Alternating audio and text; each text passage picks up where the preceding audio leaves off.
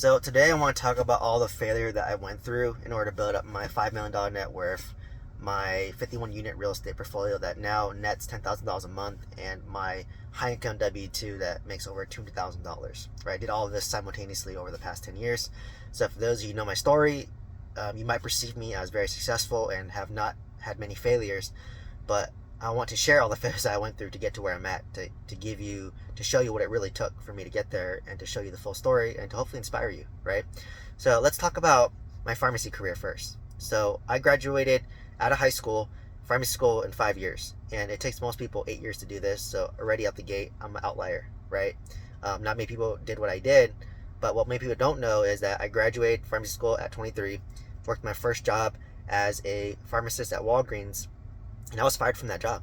Like literally the day I was licensed, after 4 weeks, I was fired on the spot, right? And I remember working there, the pharmacy manager, she ruled with fear. She didn't have great leadership, in my opinion, which inspired me to become a pharmacy leader, because I knew that if this person is a pharmacy leader, I could do it better than her. So it inspired me to go down that route. But literally, I was fired. She ruled with fear. Was very mean. She would yell at people if they made a mistake, and then she would take it out on the other pharmacists, the other techs, and then when she was gone, being the new person, they would take it on me. They would say, "Oh, you're so slow, Steven. Oh, why are you so bad at this? Like, why can't you do insurance?" And I was like, "I'm new. Like, I'm learning, right? Like, what do you expect?" And because it was such a bad, toxic environment, I didn't feel very comfortable there. It wasn't the best environment for conducive for learning. And I'm very big on coaching, obviously, because now I coach real estate investors and pharmacists. Um, but yeah, I was fired. And then I remember when I was fired, my dad, I was bummed. I was like, man, I poured my life into this. I worked hard for the past 5 years and I got fired. Like, what do I do now? And then my dad just told me, hey, like, when one door closes, another door opens, right? So I just took it as a sign of like, all right, I need to go into the hospital setting. Like the, CVS, Walgreens setting is kind of dead end. That's not for me. Let me go into a hospital. So I applied to over 100 jobs in California, all hospitals across all of California. You name the hospital in California, I applied there, right? And out of the 100, 90 rejected me out the gate, right? And out of the 90, I got 10 interviews. And out of the 10 interviews, I got 2 job offers. So out of 100 jobs I applied to, only 2 accepted me. So I had 98 rejections. I have a 2% success rate, right? But despite the 2% that accepted me, I only need 1 offer, right, in order to get what I wanted. Got the job, was grateful, worked my butt off there, got experience, led me to my second job, which was a great job. But at that job, I started at the bottom. I had all the shitty hours that no one wanted to do. I worked the graveyard shift, the night shift, whatever shift was available, I would take it just to get experience. I was studying for a master's degree there. And then while I was there, I was, once I finished my master's, I said, I want to move it to be a pharmacy director. Once again, applied to like at least 10 manager, director positions. And the one job I got was a hospital I never heard of called Kindred, and had a poor reputation. The prior director was let go. It was a distressed situation, so I got thrown into the fire. Had to learn a lot. It kind of steeled me in my resolve, and I fixed that pharmacy, fixed that hospital, learned a lot, and then it led me to my next hospital, which once again, same situation. Director got fired, I had to go and fix it. And then after I fixed that hospital, I just said, you know what? Hey, I've like 3 years of experience now. Relocated to Southern California during the heart of COVID. Was at a hospital in Orange County, and they laid me off during COVID. And I was just like, wait, why? Like, this is COVID. Don't you need healthcare workers now? Like, you need a pharmacist, right, in a hospital. And, I was laid off, and then worked at another hospital. That was a COVID surge hospital, and that one was a temporary job. It was only open for 6 months. And, once again, I got laid off once that hospital closed, and I was looking for another job, and I just said that, wait, like, I applied for many jobs at that point. I got a lot of interviews, and I had a lot of experience at that time. And I was like, how come I'm not getting offers? Like, I worked my ass off, and I fixed a lot of pharmacies, and why am I not getting job offers? And what I learned was, in Southern California, it's not what you know, it's who you know, right? So I may know a lot, I may have great qualifications, I may interview well, but I don't know anybody. So they're going to hire people who they know and trust, and they might be less qualified for me, but they already know them. So that's how they get the job. So I was just like, oh shoot, well, and even the most recent job that I got, like, I had to do like 16 interviews for jobs that I was either qualified for or overqualified for. And ironically, they all rejected me.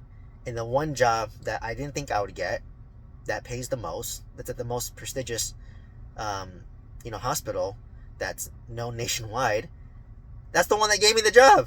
And I'm just like, I was feeling like shitty. I was like, man, I got rejected so many times despite all this skills, these years of experience I have, and it eventually paid off. And I went through multiple failures. I listed hundreds of failures. That's just my pharmacy career.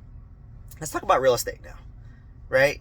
Like, I don't know how many offers I made for single family homes. I must have made 100 offers on single family homes, and I got like 5 of them, right? 5% was my rate. For my apartments, I've sent multiple letters. I've probably sent hundreds of offers as well on my apartment complexes, and I got 2. Mobile home park was a little bit outlier. I got that a little easily, but it was a bad deal, so I lost money on that deal.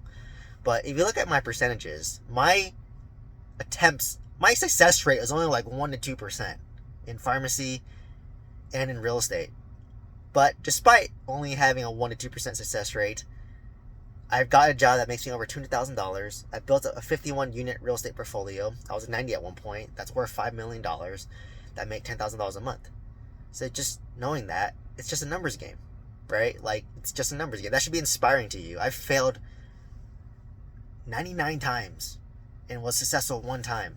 But that 1 time was enough to flex my current self, right? So, like, just know that, like, behind the scenes, I did a lot of failure, a lot of rejection. It's not easy, but it just takes that one, right? Like, I tell all my students in the Multifamily mentorship program, when you send your mailers out, you're going to have a lot of rejection, right? You're going to send 300 letters, 3% will even respond.